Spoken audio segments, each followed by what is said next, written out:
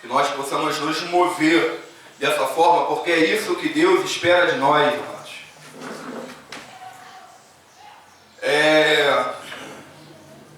Aqui nós falamos muito sobre uma igreja que é humana, já ministramos sobre isso, uma igreja que é humana, uma igreja que se compadece, que sente a dor do próximo.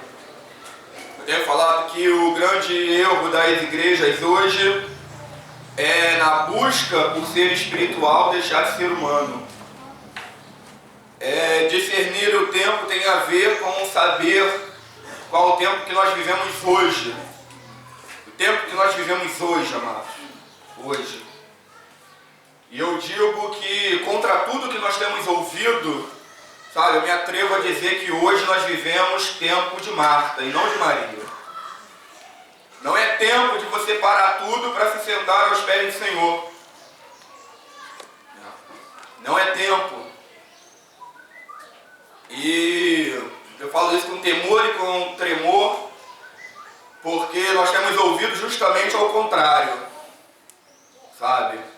Nós temos ouvido justamente ao contrário. Eu quero dizer que, claro, que todo o nosso serviço, todo o nosso trabalho parte daquilo que a gente ouve do Senhor. E para ouvir nós temos que parar tudo. Mas só ouvir, amados, e não se levantar para servir não vai. Hoje é tempo de serviço. Sabe, o mundo espera pelo nosso serviço. O Senhor nos deixou aqui para servir.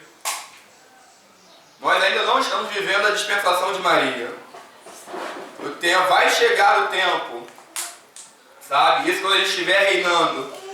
E que eu creio que todos verão o Senhor reinando e todos serão atraídos por Ele. Eu creio que no seu governo milenário eu não vou precisar, sabe, falar. As pessoas estarão vendo Ele governando e serão atraídas por Ele. Naquele tempo, eu creio que será o tempo de nós, como igreja, pararmos tudo e nos assentarmos aos pés do Senhor e só adorar. Por quê? Porque Ele vai estar em casa. Ele vai estar em casa. Hoje Ele não está em casa. Aleluia. Hoje quem está são os mordomos. Nós estamos administrando isso aqui para Ele. Porque Ele vai voltar. E quando Ele voltar, como que Ele vai encontrar isso aqui? O problema de Marta foi ela querer servir quando Jesus já estava em casa. Porque quando Jesus chega, não é mais tempo de servir. Quando Ele chega, é tempo de darmos toda a prioridade para Ele.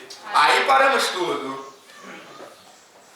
Ela deveria ter parado tudo no momento em que Ele chegou. Não lavei a louça, agora vai ficar sem lavar. Não dobrei a roupa de cama, agora vai ficar sem dobrar. Porque Ele está aqui. E eu não posso perder a oportunidade de estar com Ele. Eu tinha que ter me preparado antes. Amém? Nós tínhamos que estar preparados antes. Nós tínhamos que ter preparado tudo antes. Quando Jesus é questionado por que os discípulos de João Batista jejuavam e os discípulos dele não, ele vai dizer, olha só, pode os amigos do noivo jejuar enquanto o noivo está presente? Quando o noivo está presente, é momento de se alegrar com o noivo. Sabe? É momento de alegria. É momento de ceiar. Aí vai dizer, mas vai chegar o dia em que o noivo será tirado de vocês. Nesses dias, quando o noivo for tirado, aí então vocês jejuarão.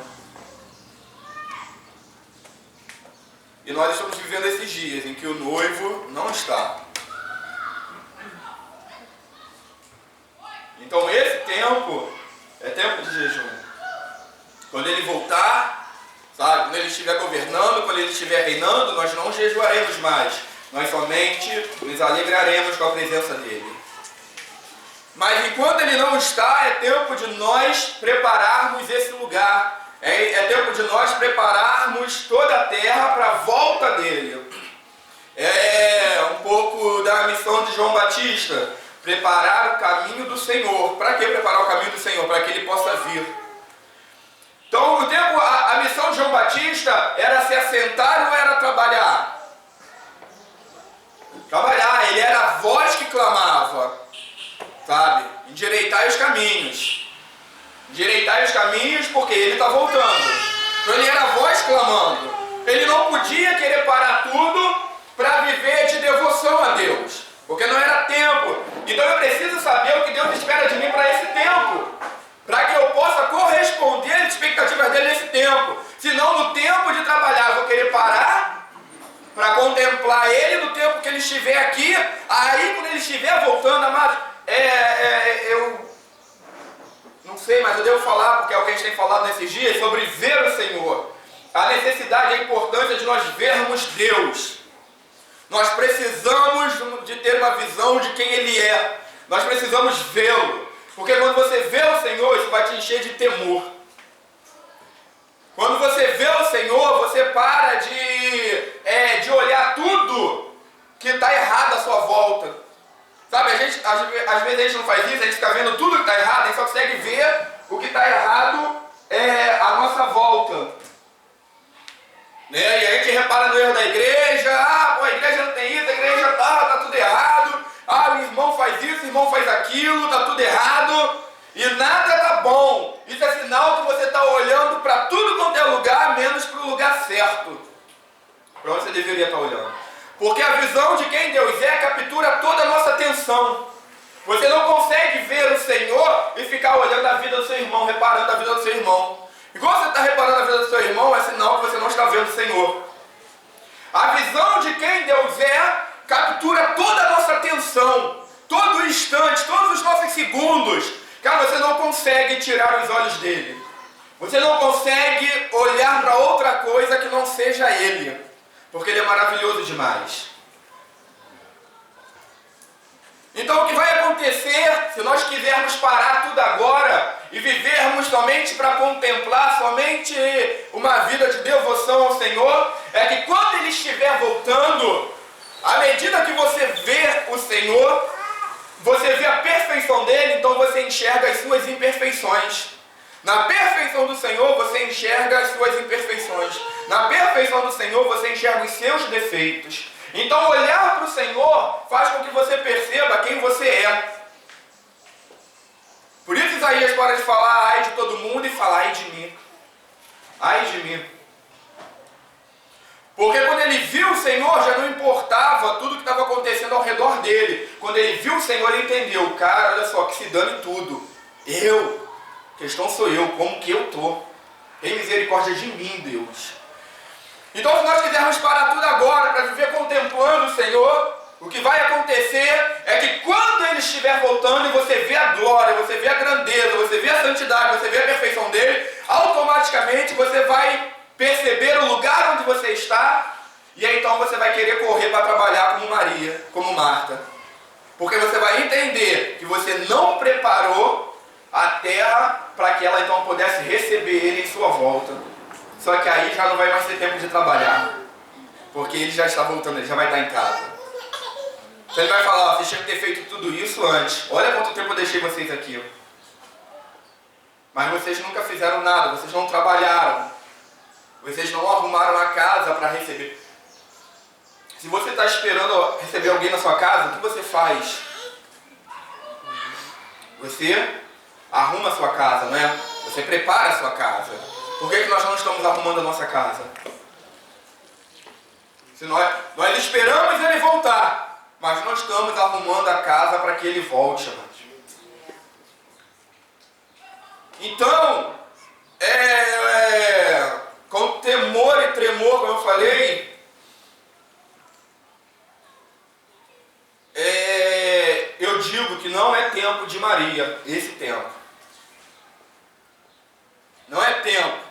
O Senhor não quer que você pare tudo agora. Não, não faça isso, não pare nada. Tá? O que a gente tem que saber fazer, é o que eu pretendo falar aqui um pouco, é saber fazer a transição, sabe, entre o espiritual e o físico. É saber nos mover na hora certa, no momento certo. A hora que eu devo me mover de forma humana e a hora que eu devo me mover de forma espiritual. Se você souber fazer isso, você vai ter êxito na tua caminhada cristã agora. Se você souber, se você conseguir discernir o momento, cara, agora é tempo de eu me mover espiritualmente. Agora é tempo de eu caminhar fisicamente. Se você entender quais circunstâncias dependem de uma ação espiritual e quais circunstâncias dependem de uma ação física, de uma ação humana, nós conseguiremos cumprir a missão que Deus, a tarefa que Deus nos deu. Nós conseguiremos ser uma igreja humana, uma igreja que se compadece dos homens,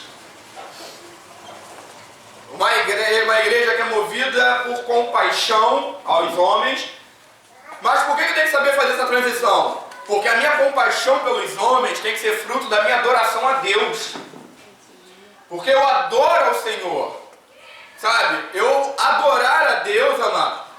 Tem um grande problema que durante muito tempo, e a gente vai em igrejas, nós vamos em igrejas, e nós ouvimos as pessoas estimulando, dizendo que a adoração, se você adora ao Senhor, levante as mãos. Você demonstra sua adoração a Deus levantando as mãos? E aí a gente começa a acreditar que adorar a Deus é isso. Que adorar a Deus sou eu chorar na hora do louvor. Que adorar a Deus sou eu levantar as mãos na hora do louvor. E adoração não é isso, amados. Adoração é a resposta que você dá para a visão que você está tendo. Eu estou vendo o Senhor e Ele é santo. Então eu preciso ser como Ele. Ele é santo. Eu tenho que me santificar para alcançar, sabe, a dimensão dele. Adoração é a resposta que você dá ao que você está vendo, a revelação de Deus que você está tendo. Adoração é a transformação, amados, que eu pratico na minha vida.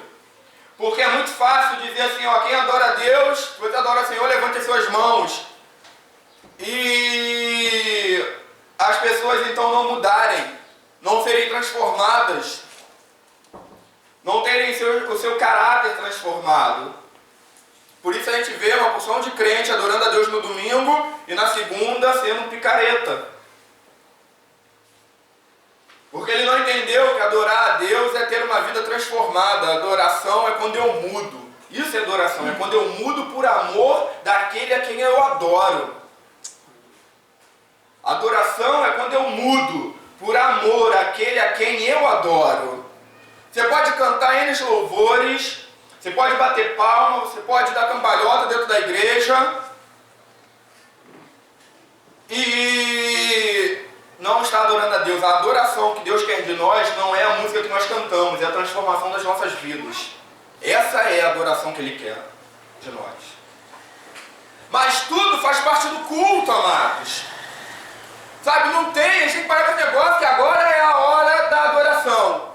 Aí quando a gente fala assim, adoração, já pensa em música, louvor. Aí quando a gente fala, agora está o momento da oferta, você pensa em dinheiro. Está vendo só como está condicionado a essas coisas?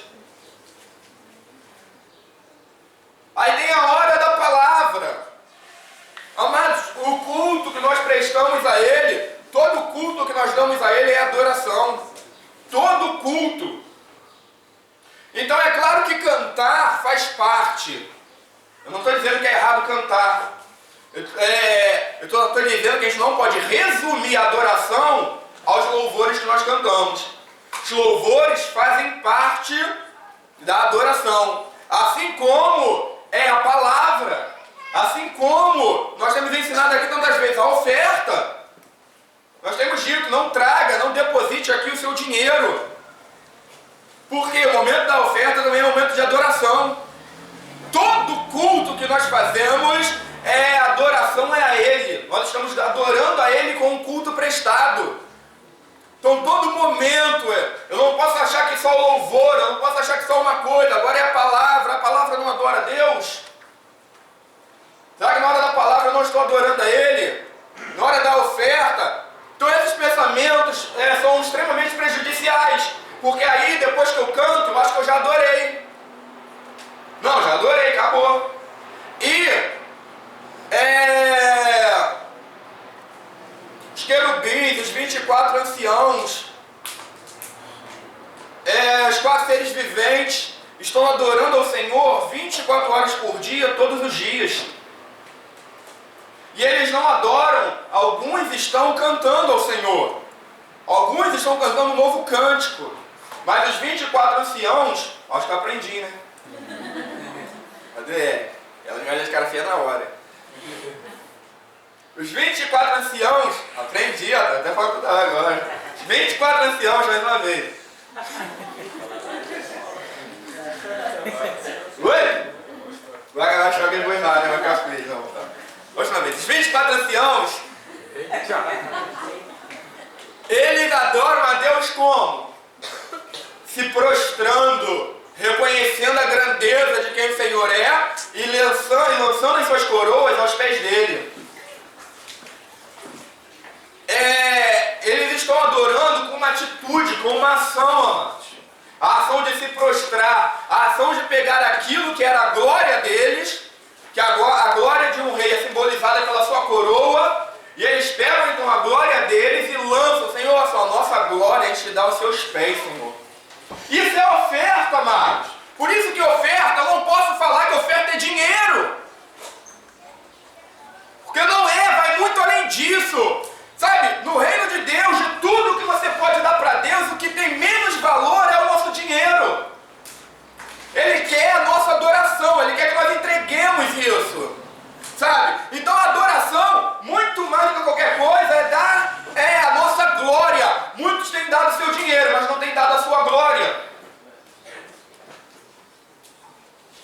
Adoração é dar o primeiro lugar. Olha, eu tinha que fazer um monte de coisa. Cara, mas eu vou deixar tudo isso para depois, eu vou adorar o Senhor.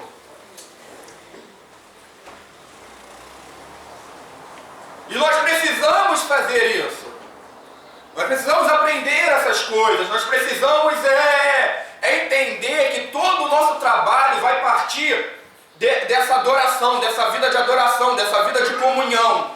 Sabe? Nós ouvimos o Senhor. Agora não é tempo de se sentar como Maria nos pés dele. Agora é tempo de você entrar no lugar secreto, ouvir o que ele tem a te dizer, e então você sai para cumprir. Sabe, aquilo que foi dito em secreto precisa ser revelado em público, amados.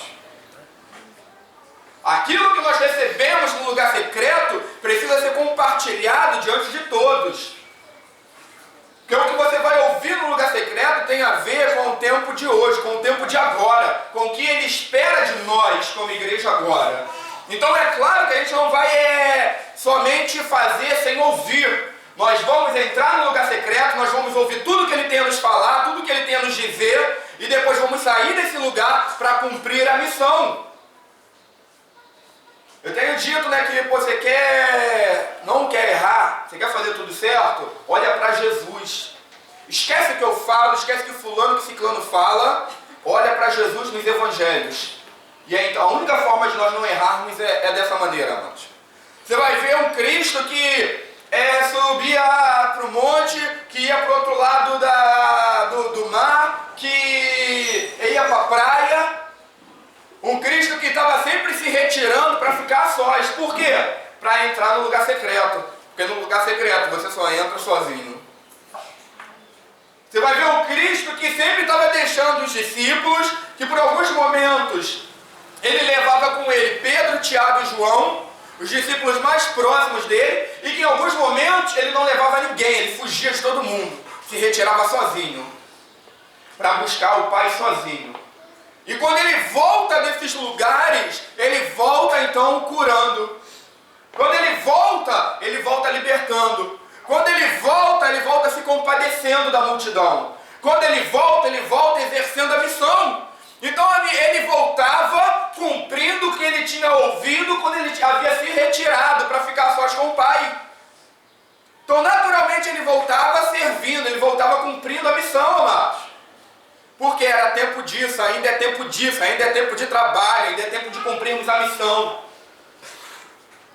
Ainda é tempo de cumprirmos a missão, mas a missão parte da vida de oração que nós temos. Porque é nesse momento em que eu saio para entrar nesse lugar secreto, é nesse momento que eu ouço o que Ele tem a me dizer, amados. É nesse momento que eu recebo o encargo. que Ele me dá. É nesse momento que eu sou desafiado a fazer coisas grandes, a fazer o que Ele espera e o que o mundo precisa. É nesse momento que eu sou desafiado a parar de pensar em mim.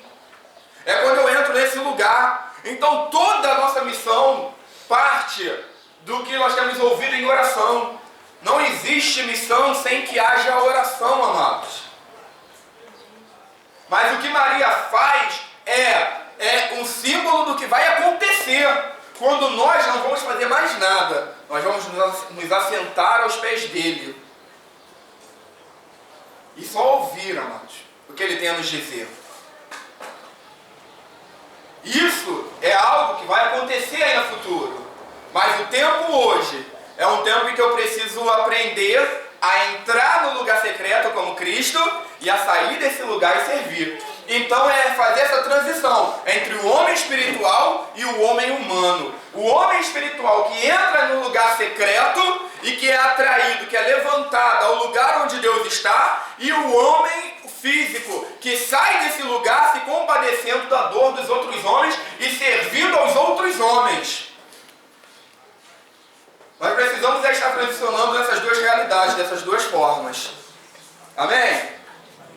Abra sua Bíblia, então, em Romanos, capítulo de número 8.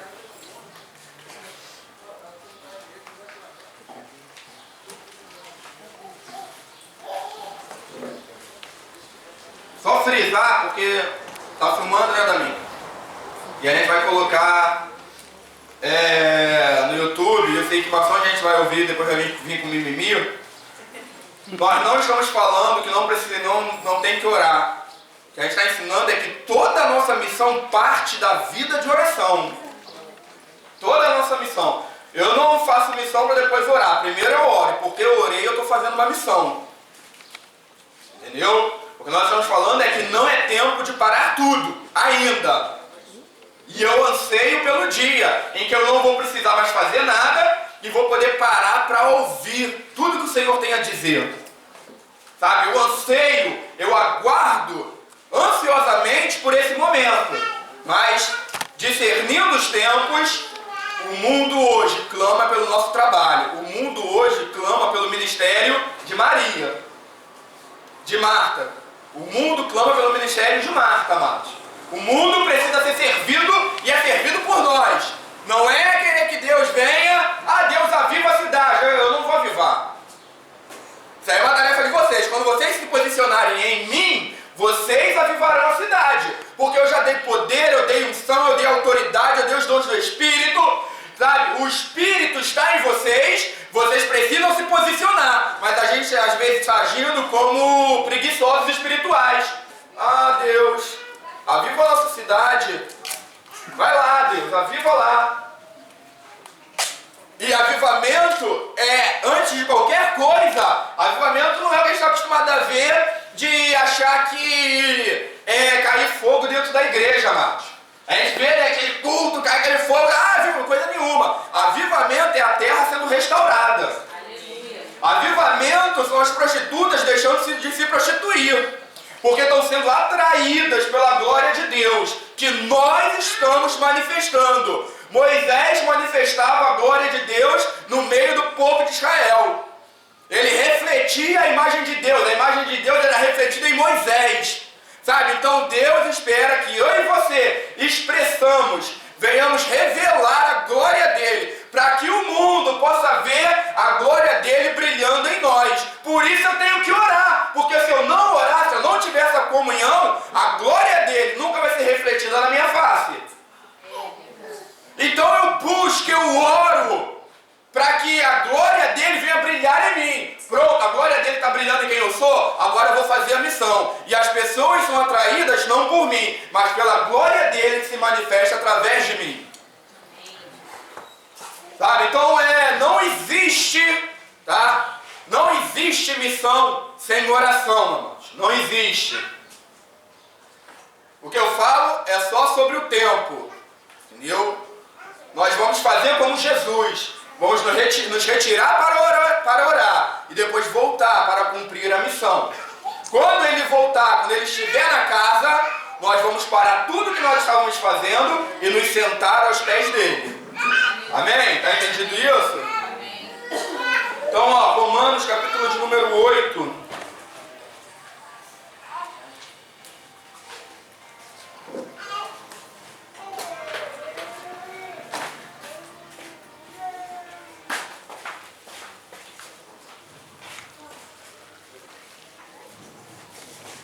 Amém. Vamos lá. 8, vamos ver a partir do verso 1. Portanto, agora nenhuma condenação há para os que estão em Cristo Jesus, que não andam segundo a carne, mas